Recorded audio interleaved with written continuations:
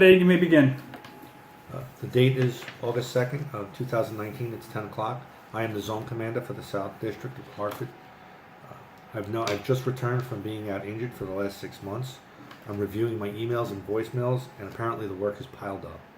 So I have numerous administrative functions that need to be addressed, going back to July 5th. One is for an ops plan for licensed locations. I have a picnic softball game that needs to be addressed at the event. I have personnel issues, I have crime issues, and I have apparently a funding issue. Item number one refers to the CSO sergeant and the condition sergeant, because I have a car break-ins at a certain location by the Webster Theater. So I would direct the sergeant, the CSO sergeant, and the condition sergeant to cover these car breaks. I also want them to advise and check for suspects that's been released with the Major Crimes Division, and I would like them to put a detail out. I would also let the patrol commander know that these issues are going on, and I would like the officers to take their park walk and talks in outdoors areas in order to control the issue, to have a presence out there to reduce the amount of car break-ins. Any arrests made, any field interview forms conducted, I would like copies sent back to me. I would also want the CSO sergeant, the patrol sergeant, and the condition sergeant to review the CompStat reports. As well as myself, I will be sending them emails in regards to CompStat to pick up any specific patterns or anything that can be identifiable, particularly property that's being stolen specifically or something that stands out with suspects. Item number two, they need me to attend a meeting with the Merchants Association. Apparently, the walk beats that are in the area are being used to backfill patrol. However, the merchants are giving $4,000 a week in order to fund this. They're going to pull their funding if the walk beats are not back on the walk beats and not in radio cars. So, we're about to lose $21,000 worth of funding for the year. I'm emailing the chief immediately and recommending that when we have this meeting to attend on August 6th, I will be attending the meeting. I'm also going to ask the chief to attend the meeting with me and a representative from City Hall so they know the severity of this. I'm also immediately going to tell Unit 45, the Patrol Watch Commander, that until further notice or until my captain or somebody above countermands this directive, that the walk beats are not to be backfilled for patrol day, to be on the walk beats. I'm going to recommend that highly to the chief, and I'm going to inform my immediate captain of my actions that are being taken. Item number three, there is an event, picnic softball game going on, and the email says I need to call Emily Tyson today. So I'll be calling Miss Tyson to inform her that I'm going to be coordinating with my CSO sergeant for the detail for Pope Park for the picnic softball game. I'm also going to see if we can enter the HBD team into the softball team, into the game, as we have a very good softball team. But I will coordinate with her and then with my CSO sergeant. Apparently, as I look through the list of my emails, nothing is scheduled for that day, so we'll be working out the detail and whatever's needed. I will recommend to Ms. Tyson, if it's okay, if we bring out some of our emergency service equipment and make it a pro-police day also to increase recruitment. I'll work together with recruitment lieutenant, and we can organize something to make it a win-win, that they have a positive experience, and then everybody there can partake. I'll have canine officers there. We'll make it almost like a day out for police also. And if the fire department wants to partake, I'll make those recommendations to Ms. Tyson. But this should be an easy one to coordinate for the day. Item number four is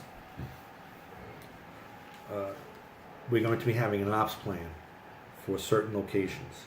Now, this came in on the 22nd of July, so today is August 2nd, so I'm a little bit behind, but I'm going to direct my CSO sergeant to have all the CSOs in the area put together locations for inspections, particularly those problem locations where we have loitering on Friday, Saturday, and Thursday nights when the bars are open, that have stabbings, shootings, and if we have anything on underage drinking. I'm going to correlate that information together with the sergeant, and then with the sergeant we're going to work out an ops plan, and then I plan to have a meeting with the units involved, the license and inspections, the housing unit, ATF, and we'll coordinate our events so we can put together this ops plan and have these going forward every 3 months. Item number 5 is the Captain Steve Hagendaz, and he is retired, so I'll refer it to the appropriate captain at that time. I will have the CSOs contact the complainant because he's saying that his nephew, Car Stereo, was in a pawn shop and it's stolen property. So I'll have the sergeant contact the specific CSO for that area. I'll have him contact the complainant. Hopefully he gets the case number, and then I will recommend to the sergeant that the CSO work in conjunction with that specific fraud detective who handles the pawn shops, and they conduct an investigation of the incident.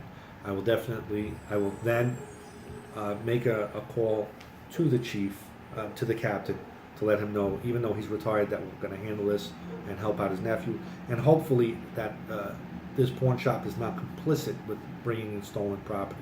That's why I want the fraud detective to go there, because they have a line on all stolen property, and if this person's knowingly taking in stolen property, then they can pick up that investigation. But at least we can isolate and find out who brought the stolen property in, because the pawn shop should be in compliance, because they're supposed to get the ID of the person putting that stuff into the shop. As usual, I would like a copy of all reports forwarded to me so I know it was done correctly. Item number 6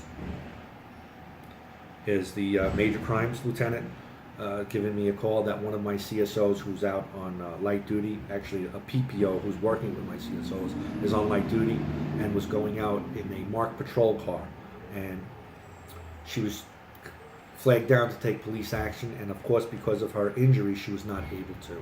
I'm going to direct that my CSO sergeant immediately inform her that she is not to take out any marked cars by herself, that if she is in a marked car she has to be with a full duty police officer, and if she goes out by herself for lunch she is not to have any police identifiable markings on her at all, because it is an extreme safety issue, especially if she is injured.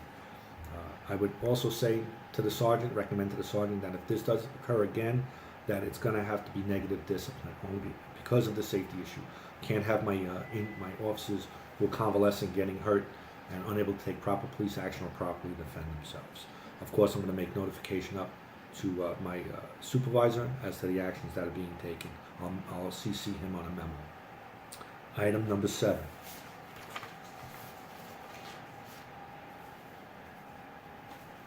I need to get a hold of this woman, Gloria. She keeps calling the chief's office and making complaints about quality of life issues every day.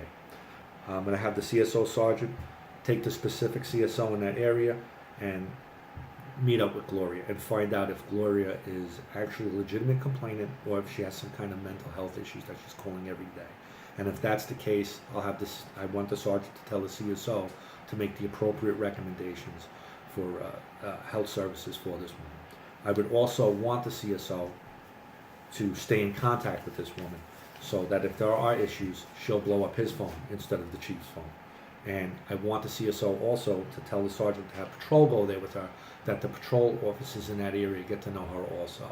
This way they can make common visits, and if she sees them out there, she'll probably not call so much and generate a waste of police services for these events that she may think is serious to her, but not so serious in what we're dealing with every day. Hopefully we can assure her that we're in the area, and that might assuage the amount of calls. But again, recommend that she get the proper mental health care if it's needed, because in our experience, people that constantly call 911 or the chief's office for every event that takes place are suffering from some mental health issues. So it would be something that would be addressed. Any kind of police action over there, I would tell the sergeant to make sure he documents and please forward to me on an email. Item number 8, one of my CSOs is not fulfilling his duties. He is a state rep and he's constantly at the state capitol. I would have a very candid talk with my CSO sergeant, as this has been going on for quite some time, as relayed to me from the chief, and it sounds like to me this may be a failure to supervise. So I would explain that directly to my CSO sergeant. I want him to immediately instruct the CSO that he is to conduct his patrol functions for community services and stop going to the Capitol. If he needs to go there for a specific reason, he needs to ask for permission from the sergeant, and the sergeant must authorize it. If this is not being complied with, I will I will make a recommendation that the CSO be transferred out of the unit and back to patrol, and I will definitely, whether it be negligent or intentional, write up the supervisor for failing to supervise the CSO on this incident, this issue. Of course, any kind of documentation I want conducted. If there is an issue with this CSO, we'll make an EAP referral if he needs it.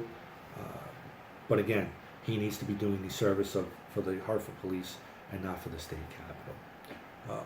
In any of these issues, all documentation is to be referred back to me. Any kind of referrals will be made. Any kind of vertical or horizontal communication up the chain of command and across the board to keep everybody in the loop. We'll make those notifications. Anybody needing any kind of help, we'll make a notification for EAP if there's some kind of issue. We will always keep the civilians in the loop, and we'll document it all on emails and forward them to the appropriate people inside the department. And with that, I'm going to conclude my answer. Thank you very much, Kennedy.